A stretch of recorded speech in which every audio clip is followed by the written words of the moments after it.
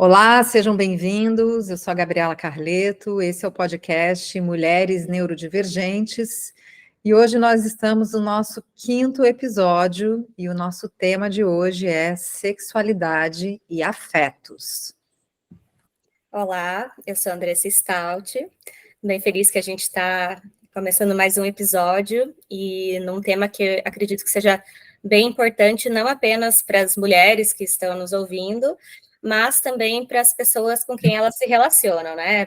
Parceiros, parceiras. Então, acho que pode ser um tema que dá para aprofundar bastante aí, né? Tanto nas dificuldades, nas questões que a gente não compreende, quanto em formatos de se relacionar sexualmente também, né? Exato, Andressa. Eu acho que quando a gente pensa em sexualidade e afeto, a gente pode expandir, né, até essa noção do que são afetos, do que é sexual e de que tipo de relação, né, o que é família, essa constituição que a gente já tem, de uma certa forma, instaurada. Então, vamos expandir, né, os tipos de relações, porque o que nos importa aqui, de fato, é entender, muitas vezes, as dificuldades que se instauram entre um e outro, né, partindo do ponto principal, talvez, que seja a possível dificuldade de identificação dos sentimentos. Ou seja, quando eu tenho uma dificuldade de compreender o que eu estou sentindo, essa dificuldade se estende também para uma comunicação, de comunicar ao outro como eu me sinto, o que eu estou sentindo, às vezes até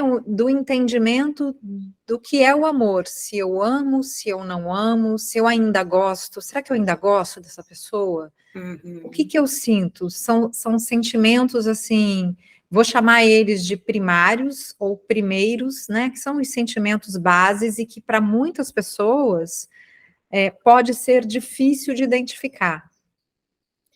Sim, eu acho que sempre, primeiro, né, para a gente se relacionar, a gente precisa se investigar, né, primeiro entender o que a gente está sentindo, o que a gente quer, o que a gente busca, se depois surgir alguém ali para você poder fazer, né, esse comparativo, aí já é outra história, né, mas acho que tudo começa entre nós, dentro de nós mesmo, né, e o quanto para pessoas, principalmente autistas, às vezes são tantas emoções juntas, né, que é difícil conseguir organizar o que está sentindo, às vezes tem ambiguidade, às vezes é uma dificuldade de nomear esse sentimento, né, até com algumas pacientes eu já disponibilizei como se fosse uma roda, né, com emoções, com sentimentos, e que vão ajudando a realmente entender, tá, o que está por onde a gente começa, né? Então, eu estou sentindo raiva, e por trás dessa raiva, o que pode ter? Talvez tenha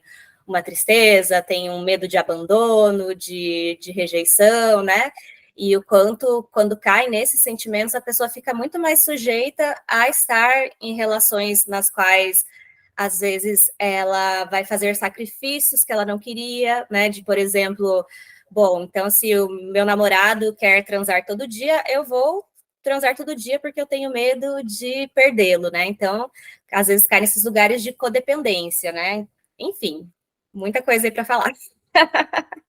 Não, mas é isso mesmo, assim, você tocou num ponto importante, né? A gente conseguir descortinar essas emoções, né? O que está por trás dessa raiva, o que está por trás dessa crise que eu estou tendo, é algo que é fundamental, né? Passa aí por um movimento de uma psicoeducação, que é algo que a gente deveria receber ainda quando pequena, né? É engraçado a gente pensar sobre isso, porque a gente aprende sobre diferentes assuntos, mas ninguém ou poucas pessoas vão nos explicar ou nos ensinar a entender sobre as nossas emoções, a reconhecer.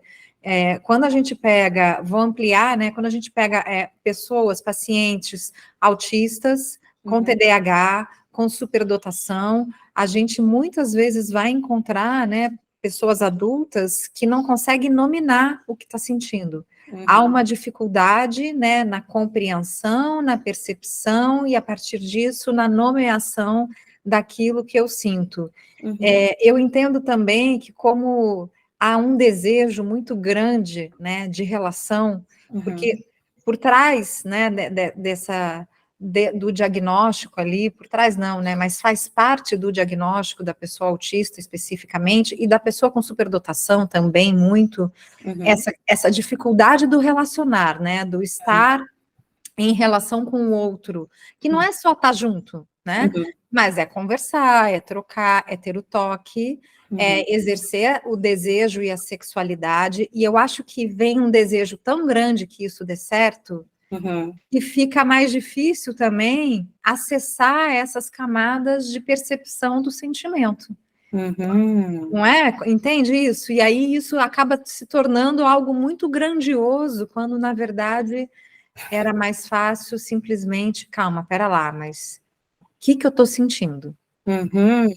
Sim, e eu acho que é isso, né, do que eu estou sentindo e também qual é o meu desejo, né, o que eu quero numa relação, porque eu vejo muito também, né, de muitas pessoas autistas que têm esse ponto de dificuldade nas habilidades sociais, nas relações, que, querendo ou não, é a grande maioria, né, às vezes aceitam migalhas, né, de relações, então, como ninguém nunca me quis antes, agora tem essa pessoa, então eu vou ficar aqui com essa pessoa porque é o que tem para hoje, né? Então, o quanto é importante, junto com isso, né, ir trabalhando realmente o autoconhecimento, né, o que eu quero, o alto valor também, né, de não se sujeitar a relações ruins, né? E isso que você falou do toque, né, puxando novamente, né, para o autismo, ou para pessoas que têm uma sensibilidade tátil, né? Muitas vezes as pessoas não querem abraçar o tempo todo, não querem transar todo dia, às vezes precisam de mais tempo de solitude, né? Seja para se autorregular, seja porque gosta também de ter mais tempo sozinho. Então tem todos esses protocolos sociais, né? Então agora você está namorando comigo, então toda noite vamos dormir juntos, vamos nos ver todo fim de semana, todo domingo vamos na casa da sogra para almoçar, né? E o quanto, às vezes, para a pessoa autista isso não faz sentido, isso não cabe, e para não entrar nesses jogos sociais, ela acaba, às vezes, se isolando, né? Esse é um ponto de conflito que eu percebo que é muito frequente, né, e que traz muito problema nas relações aí, né, nas relações afetivas das pessoas, e traz problemas tanto para a pessoa autista, tanto para o companheiro ou companheira que está ali, né, porque é isso que você falou, assim, vamos pegar de exemplo uma mulher autista adulta, né, que tenha uma alta sensibilidade de toque, e isso é algo que a gente encontra frequentemente, né, na clínica, na escuta que a gente faz, que tem uma dificuldade que precisa, talvez, às vezes, se preparar emocionalmente para conseguir estar ali, né, na relação, não só sendo tocada, mas também tocando. Tem algo também, quando a gente pensa numa relação sexual, porque a gente precisa entender que são dois corpos, né, que estão em contato, aonde há toque, há odores, há textura, há troca, né, há beijo, há uma série de questões que a gente está falando quando a gente fala de relação sexual, e que para uma pessoa autista, né, e também para uma pessoa neurodivergente com hipersensibilidades, não é que isso seja ruim, porque não é, mas pode ser um campo ali de muita sensibilidade. Às vezes é uma sensibilidade extrema, é um prazer extremo. Então é engraçado porque as pessoas muitas vezes interpretam mal. Não só os companheiros, companheiras, como alguns profissionais também, do tipo, a pessoa não tem prazer, ela não gosta de estar comigo, ela não me ama, ou ela não sabe, né, não sabe como realizar uma troca afetiva, quando na verdade não é isso, né? Voltando no desejo, às vezes há um desejo extremo, há uma vontade extrema que isso dê certo, há muita sensibilidade ali, né, ao toque, e isso pode gerar um desconforto que é tão grande que a pessoa não consegue controlar. E eu percebo que há uma dificuldade dos companheiros, né, em compreender isso. Então, esses acordos e essas conversas, né, sobre intimidade sexual, ele precisa ser mais elaborado entre os casais, né, Andressa? O que você acha? Com certeza, eu acho que para qualquer tipo de relação tem que ter a comunicação, né? Tem que existir espaço para você ser honesto ali e realmente expressar, né, o que você está sentindo, o que você está gostando, o que você não está gostando. E aí, se não tem isso também, né, eu acho que às vezes vai gerando um distanciamento também, né, entre as pessoas, se elas não conversam, ou então, se às vezes não tem uma conversa séria, às vezes numa briga ali vem um gatilho e vem tudo à tona, né? E aí, para as pessoas autistas também, às vezes é muito difícil lidar com o conflito, né? Claro que tem pessoas autistas que conseguem expressar muito mais, mas tem outras que não, né? E às vezes tem um tempo ali maior de elaboração, né? Me dá uns dias aí para eu pensar, depois a gente conversa, deixa eu elaborar, deixa eu levar para terapia, né? Então, às vezes a outra parte não entende muito bem isso, e a outra parte também tem o tempo dela, né? Que às vezes junta aquele casal que é assim, né? Um precisa resolver na hora e o outro não consegue resolver na hora, né? Então, como encontrar o meio do caminho aí também, né? Sim, é bem complicado. São conflitos, né? E essa administração de conflitos, quando entra nesse campo afetivo sexual, ele para muitas pessoas ainda é um tabu, né? E um tabu difícil às vezes de ser resolvido, porque daí entram crenças, entram valores, entra vergonha, e a gente precisa falar sobre isso justamente para quebrar esses tabus. Eu percebo também que quando há, por exemplo, um exemplo de casal, né? Vou criar aqui uma personagem, né? Onde há um homem, por exemplo, um companheiro que tem uma necessidade de afeto, de troca, de toque, de carinho, de encontros sexuais mais frequentes, e uma mulher autista, né, que necessita de um tempo maior, que tem uma dificuldade maior ali com essa entrega, com essa troca, com esse toque, e nessas situações, o conflito muitas vezes se instaura, e eu já acompanhei algumas relações serem desfeitas por conta dessa dificuldade ali de conseguir, né, acolher, né, um e outro, porque assim, a gente não pode olhar só para o problema de um e também não olhar só para o problema de outro, né? O sentimento daquele e a necessidade daquele que precisa mais do afeto precisa ser validado também. Assim como da pessoa autista que tem uma dificuldade maior também nessa troca, também precisa ser validado. E aí, como é que a gente consegue, né, em terapia, em tratamentos, em escuta, em acolhida, fazer com que esse casal consiga compreender essas diferenças e, às vezes, até potencializar essas diferenças, né? Não fazer com que essas diferenças sejam motivo de afastamento. Sim. E aí eu vejo que alguns casais vão para esse caminho de vamos olhar para isso juntos, vamos trabalhar nisso, outros se separam e outros abrem a relação e outros ainda traem no sigilo, né? Exato. Tem várias possibilidades aí, né? Querendo ou não. Sim, tem várias possibilidades. Eu acho que tudo vai da... eu não sei se é da escolha, né, e a capacidade que cada casal tem de conseguir elaborar, né. O que a gente precisa pensar é o grau de sofrimento que essas escolhas podem trazer. Abrir uma relação pode ser algo bastante significativo para os casais que têm essa capacidade de diálogo, de escuta, né, de confiança também, e de entendimento também, que tem a ver com essas quebras de tabus também, né, da monogamia e tudo mais. E acredito que pode dar certo para muitos casais. Para outros, isso é impossível, né? A pessoa não consegue ver o parceiro com outra pessoa, não consegue se encontrar também dentro de uma relação aberta. Eu acho que pode trazer muitos conflitos, porque se já é difícil lidar com um parceiro sexual, imagina com 2 ou 3. Sim. Então, é complicado, e isso pode se tornar mais complicado ainda quando a gente tem filhos envolvidos, né? Porque daí a gente não está falando só de um conflito a dois, a gente está falando de uma família que pode se desestruturar a partir da dificuldade de entendimento daquilo que eu sinto, de como eu comunico o que eu sinto e dos acordos que eu consigo fazer a partir disso. Uhum. Sim, acho que quanto mais gente envolvida, mais complexo fica, né? Com certeza.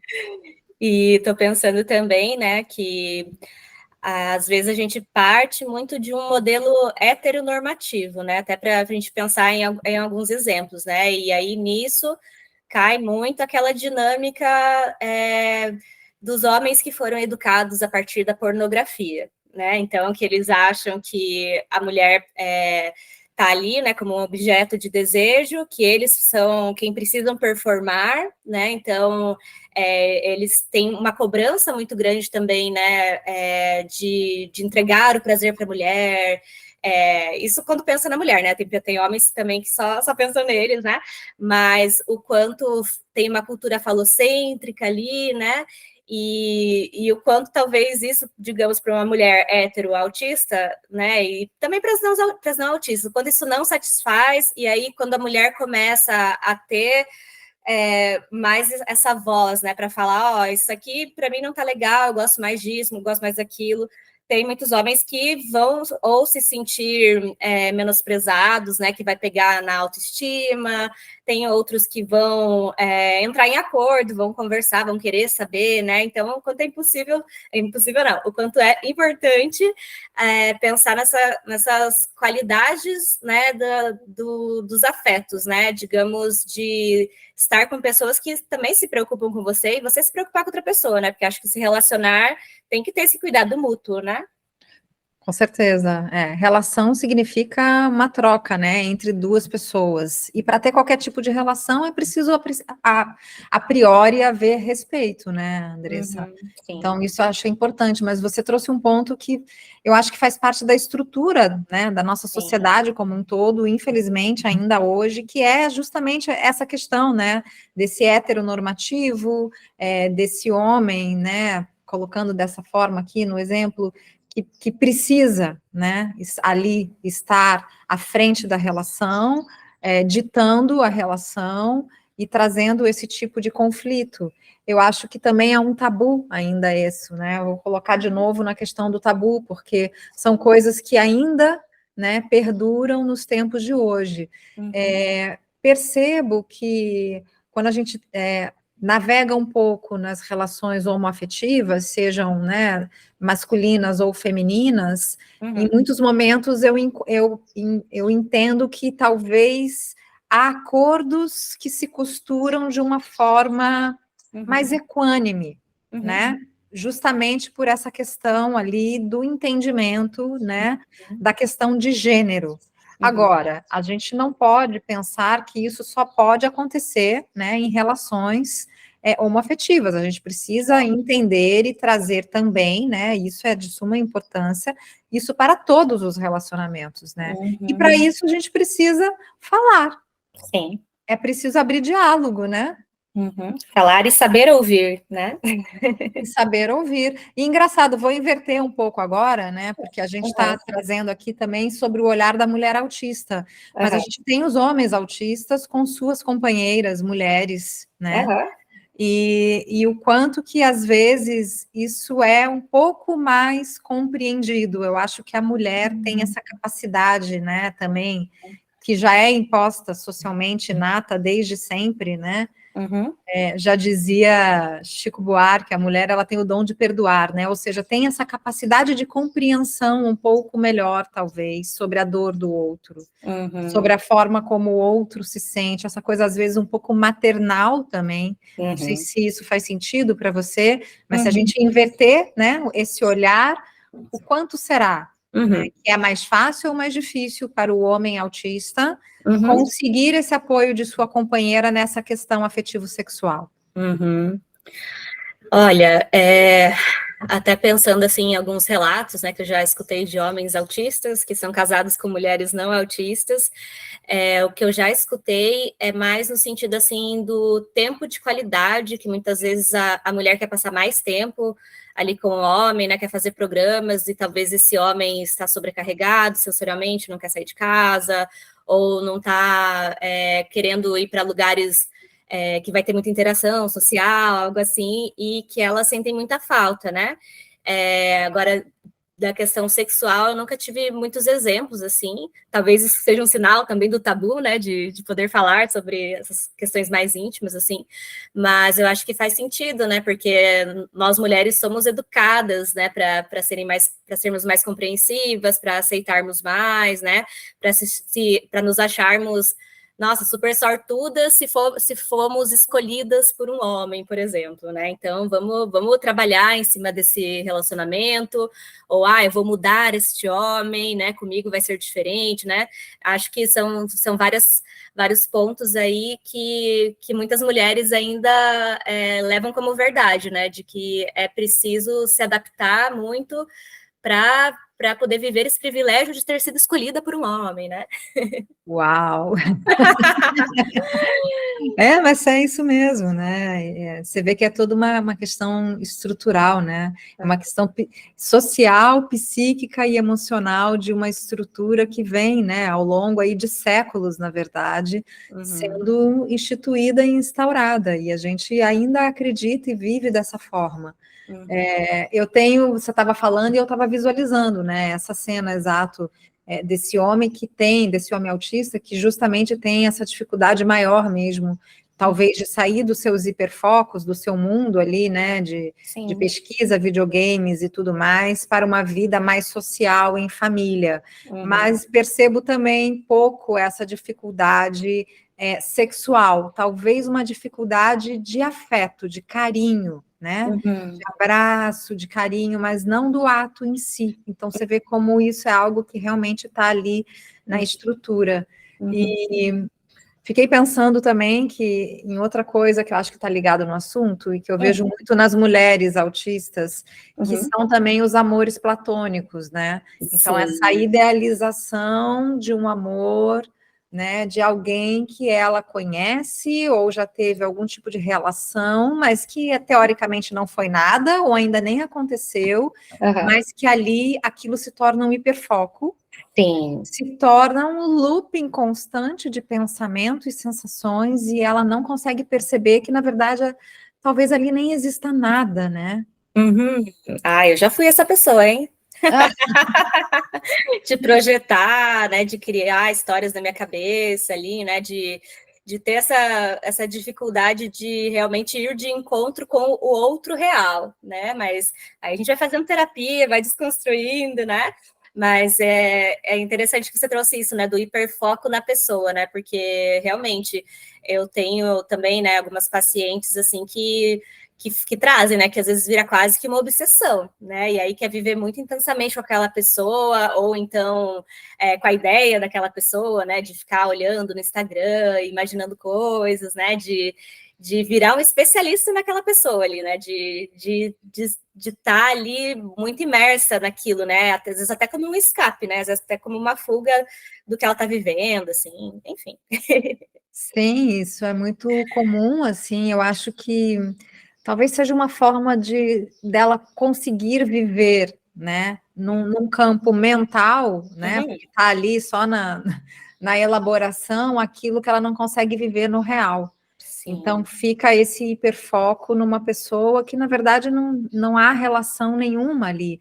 E isso traz muito sofrimento, porque é difícil de você conseguir fazer essa pessoa entender que aquilo que ela está ali idealizando talvez não se realize, né? E como também dizer para o outro que isso é só um sonho, né? Quem somos nós também para tirar esse sonho de alguém? Então, é delicado essa questão.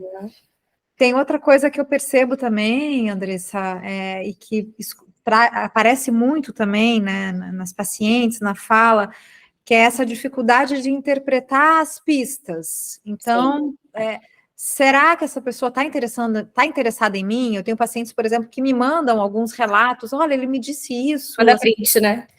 Manda print para poder... É isso mesmo que eu estou entendendo? Será que ele quer sair comigo? Será que ela quer alguma coisa comigo? Eu não estou entendendo essas pistas, né? Esse jogo da sedução. O jogo da sedução, eu acho que ele é muito complexo para a pessoa autista de compreender, né? Aham. E aí você traz algo assim que eu queria puxar mesmo, né, desse comecinho, né, porque eu escuto muito assim, mas, aonde que eu vou encontrar pessoas interessantes? Como que eu vou conhecer pessoas interessantes? Sendo que, às vezes, tem alguém ali, né, que às vezes está se aproximando, a pessoa não percebe, não entende, ou às vezes tem uma autoestima tão baixa por, às vezes, ter se sentido inadequada a vida inteira nas relações, por ter sofrido bullying, enfim, por N motivos, né, que a pessoa não deixa chegar também, né? Às vezes cria alguns muros invisíveis ali, né? Sim, com certeza. Porque é justamente isso, né? A dificuldade de perceber, às vezes, quem está do teu lado, né? Que pode estar te dando sinais ali de algum possível interesse, né, em você, e não há essa percepção. E, ao mesmo tempo, por outro lado, no lado oposto, tem as relações que são as relações abusivas, né, que também muitas mulheres autistas, por uma ingenuidade, por uma falta de percepção também do que está acontecendo nessa relação, acabam ficando, né, durante um bom período de tempo, sem perceber que aquela relação está sendo abusiva para ela. E quando a gente fala abusiva, a gente precisa expandir o olhar, que não é só um abuso, né, na parte sexual, são relações abusivas psicologicamente ali, emocionalmente, entende? São palavras, né? São agressões, às vezes, físicas, que também, muitas vezes, não chega num ato mais violento, por exemplo, sei lá, de bater, de alguma coisa assim, mas é um segurar mais forte, é um empurrar. Ameaçar. Exatamente, é um ameaçar, é um encurralar, é um fazer uma ameaça, inclusive sexual, se você não se relacionar comigo, né, você não vai sair de casa, ou qualquer coisa desse tipo, que a gente sabe que acontece, e que muitas vezes, para as mulheres autistas, isso pode demorar mais tempo para que elas percebam que estão nessa situação. E aí eu acho que é importante a gente pensar também no autoabuso, né, digamos assim, da pessoa realmente, né, se forçar a fazer certas coisas para manter aquela relação, né. E aí eu fiquei pensando também nas relações entre pessoas que são neurodivergentes, né, e aí eu até lembrei que tem um programa, né, que é tipo um reality, né, que se chama Amor no Espectro. Você conhece? Eu acho que é isso, né? Que é bem interessante, né? Tem a versão, acho que australiana e a americana, e é bem legal, assim, né? De ver os primeiros encontros, né? Entre pessoas autistas, por exemplo.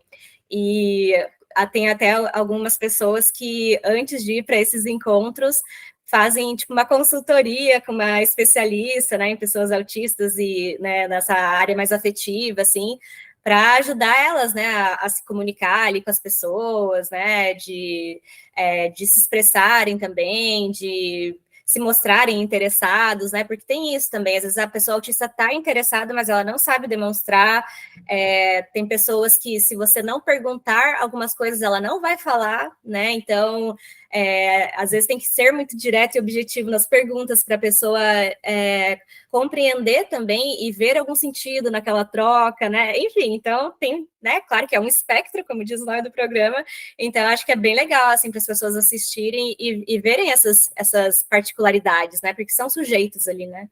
Com certeza, acho interessante também, acho inclusive que a relação entre pessoas neurodivergentes, ela é muito interessante, né, porque a gente está num campo aí, onde um e outro conseguem compreender que ali há diferenças, e que essas diferenças podem ser muito interessantes aí nessa troca, né. Eu estava pensando também, nas mulheres que têm TDAH, especificamente nas mulheres com TDAH com hiperatividade e impulsividade, porque esta questão do impulso, especificamente, né, quando a gente pensa nas relações afetivas e sexuais, também coloca, em muitos casos, as mulheres em situações, olha, bastante complexas, não só de abusos, sim, sim. mas também, assim, de entrar e sair de relação, de terminar, né, terminar relações, assim, uma atrás da outra, sem nem ter conseguido entender exatamente o que estava acontecendo. Então, né, o impulso é algo que é complexo, em muitos casos, e aí isso também traz muito prejuízo. Quando a gente olha para o autismo, né, para o TDAH, para as altas habilidades, a gente precisa entender o nível de prejuízo, o que isso traz de prejuízo, né, nas relações, na sociedade, no trabalho, enfim. E nessa questão do impulso, eu entendo que isso traz prejuízos que muitas vezes se estendem ao longo da vida. Sim, e estava pensando também, né, nas qualidades da mulher com TDAH, né, de, por exemplo, serem muito criativas, às vezes quererem sempre ter experiências novas, né, então talvez vai ser aquela parceira que vai te convidar para viagens, para conhecer lugares novos, né, ou então uma mulher autista que gosta muito de conversas profundas, né, de realmente ali se conectar, de ser muito honesta, né, então o quanto pode ser legal também, né, parece que estou fazendo propaganda das mulheres neurodivergentes, mas eu acho que é importante também, né, a gente não pensar só nos desafios, né, de seja uma hipersensibilidade, uma hipossensibilidade, uma dificuldade de habilidade, né, mas o quanto são mulheres geralmente muito interessantes também, né. Super, aliás, nós duas somos super interessantes, né? Super interessantes. Não, com certeza. Acho que a gente, nesse lugar de fala e também nesse lugar de escuta, a gente tem sempre esse cuidado, né, Andressa, claro, falar das dificuldades e daquilo que a gente entende como prejuízo, mas principalmente de trazer as potencialidades, né? Que é isso que você está falando, porque olhar para prejuízo é fácil. Agora, você descobrir potencialidades, descobrir potência, aí é preciso, muitas vezes, né, olhar com calma. Sim. Porque também vem dessa parte estrutural da sociedade, né? E aí que entra esse olhar da deficiência, né? Ou seja, aquilo que não está de acordo, está faltante, né? Está deficiente. Quando, na verdade, muitas vezes a potência está ali e ninguém está olhando, né? Não existe esse termo, né? Superpotente. Sim. Existe só o deficiente, né? E a mulher, tanto autista quanto TDAH, né? Realmente tem essas particularidades, né, da profundidade dos assuntos, de uma super intelectualidade, né, ou seja, muitas vezes são mulheres extremamente inteligentes, essa capacidade criativa, né, que também a mulher autista tem. As pessoas acham que os autistas não têm criatividade, não têm empatia, e isso é um grande mito também, né? Conheço grandes mulheres autistas que são artistas, que são atrizes maravilhosas, que têm essa capacidade da interpretação. Olha só quanto mito instaurado, né? Com certeza. E a mulher com TDAH, é óbvio, né? Essa criatividade latente, essa necessidade de mudança, do novo, que eu acho que é maravilhoso também, que move, né? Aí vem o desejo, esse desejo intenso pela vida, que também é muito interessante da gente pensar. Bom, então, em dezembro faremos o encontro para pessoas neurodivergentes se conhecer, se inscrevam, tô brincando. Ué, por que não? Por que não, né? Por que não? Acho que é interessante, assim, isso a gente vê nos grupos, né, Andressa, o quanto que quando a gente reúne pessoas neurodivergentes, o papo flui, o diálogo se estende, né, a choro, a risada, a acolhimento, a autoidentificação, e isso é muito interessante.